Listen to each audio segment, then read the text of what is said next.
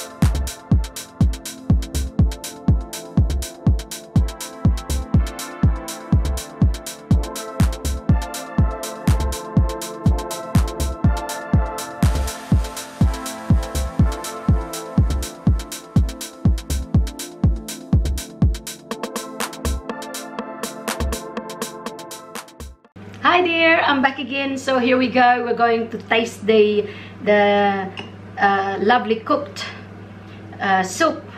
This is a macaroni soup, so I don't know if you can see it. Say it's beautifully cooked, and I don't know if you can see it from a distance with the camera, but so let's give it a try and see how good it is. So still a bit warm, hot I should say. So okay, let's give it a try.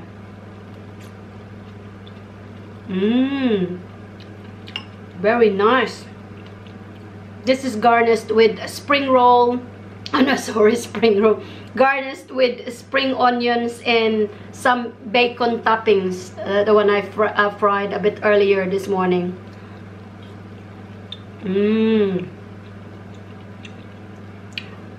I can taste the goodness of a little bit of cream in there. I didn't put too much. It's beautiful.